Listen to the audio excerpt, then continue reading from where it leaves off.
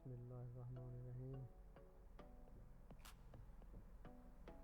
Actor اور سیاستدان کون بہتر ہے؟ ان میں سے سیاستدانوں کی طرح مولویوں نے بھی قوم کا اعتبار کھو دیا ہے۔ ان سے تو یہ ایکٹر اور کھلاڑی بھلے ہیں جو قوم کو یکجا کرنے کے لیے منہ کھولتے ہیں تو لوگ ان کی بات غور سے سنتے ہیں۔ دوستو، فنکاروں کو کنجر میراثی کہہ کر جتنا بھی ان کی تذلیل کر لیں، برا بھلا کہیں، لیکن پاکستان کے دفاع اور قومی یکجہتی کے لیے قوم کو اکٹھا کرنے کے لیے یہی طبقہ کام آتا ہے۔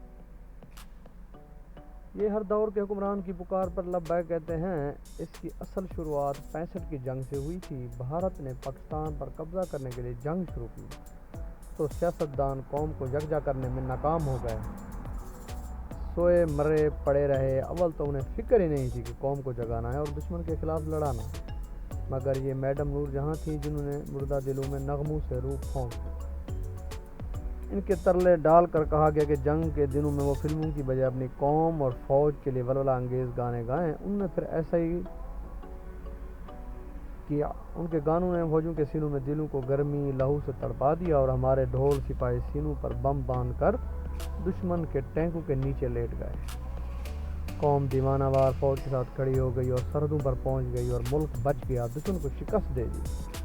قطر کی جنگ میں یہ گلوکار فنکار خاموش رہے اور ملک ٹوٹ گیا۔ کسی نے فنکاروں کے ترلے نہ ڈالے، کسی نے نہ کہا کہ تم ملی ترانے گا کر بھائی کے خلاف نفرت ختم کر دو، کیونکہ گانے جذبات کو ابھار دیتے ہیں اور پتھر دل پگھل جاتے ہیں۔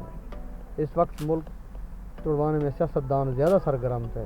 اس وقت ادھر تم ادھر ہم کے نعرے لگا رہے تھے۔ دیکھا جائے تو یہ وہ زمانہ تھا جب فنکاروں کی بجائے سیاستدان کنجر بن گئے تھے۔ شراب و شباب کے رسیا ان سیاستدان حکمرانوں کے دل میں قوم کا درد، قومی حمیت اور ملک دفاع نام کی کوئی غیرت موجود نہیں تھی۔ دوستو، بھائیو، گویا ملک بچانے اور اپنی سیاسی پرچار کے لیے سیاستدانوں سے زیادہ ان ایکٹروں اور کھلاڑیوں کا کردار نمایاں اور ناگزیر رہا ہے۔ اس ملک میں اب سیاسی جلسوں کی رونق اور قوت بڑھانے کے لیے 3 طبقے ہی ایسے بچے ہیں: مولوی، فنکار اور کھلاڑی۔ ناظرین کرام، سیاستدان کس مرض کی دوا ہیں؟ یہ سوچنا چاہیے۔ یہ دیمک کی طرح سارا ملک کھا جاتے ہیں۔ ان کا کیا یہی کام ہے؟ ملک میں نفاق پیدا کرنا، کرپشن کے نت نئے طریقے بتانا، قبضہ گروپوں اور بدماشوں کی مدد سے نیٹ ورک چلانا، گھٹیا نعروں سے قوم کا مزاج بدلنا، سماجی تفریق پیدا کرنا اور مشکل آنے پر ملک سے بھاگ جانا یا دشمن سے سپاری لے لینا۔ آج مظفر آباد میں پی ٹی آئی کا جو مرکہ برپا ہوا ہے، اس میں بھی فنکاروں و کھلاڑیوں کا کردار ہے۔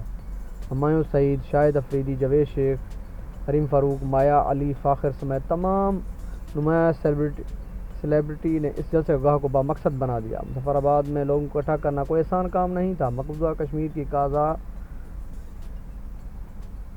بھارنے کے لیے وزیراعظم عمران خان چاہتے تھے کہ بھارت نے آزاد کشمیر پر قبضہ کرنے کی جو دھمکی دے رکھی ہے، اس کا سخت ترین جواب مظفر آباد میں کھڑے ہو کر دیا جائے۔ آزاد کشمیر کی عوام کا پیغام عدلی دشمن کو بھیج دیا جائے کہ آزاد کشمیر کی سرزمین بھی پاک وطن کی طرح پاکستانیت کا کلمہ پڑھتی ہے۔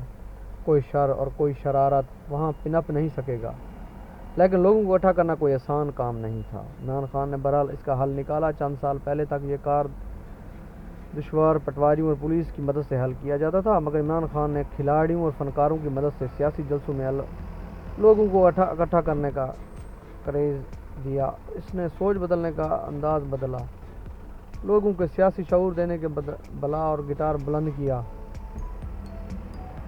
عمران خان اپنی سیاسی عقدوں کے دوران ہی کھلاڑیوں کی مدد اور فنکاروں کی مدد سے جلسوں میں اپنا لوہا گرم کر کے دکھایا، تو پھر یہ رواج ہی بنتا چلا گیا۔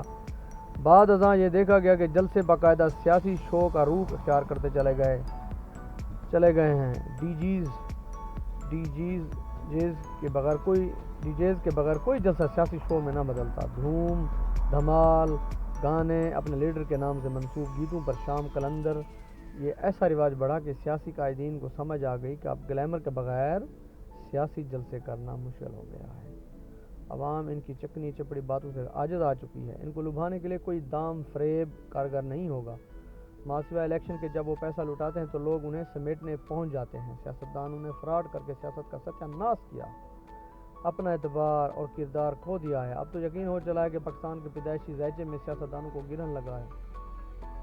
یہ دیمک زدہ لوگ قوم میں تازہ روح پھونکنے سے قاصر ہو چکے ہیں۔ اس کا تو پھر یہی علاج ہے کہ سیاستدانوں کو گھٹ بائی کہہ دیا جائے، سیاستدانوں کو گڈ بائی کہہ دیا جائے۔ ایکٹرز اور کھلاڑی ملک اور قوم کو چلانے کے لیے زیادہ بہتر ہیں۔ اب آپ نے یہ فیصلہ کرنا ہے کون صحیح ہے کون غلط ہے۔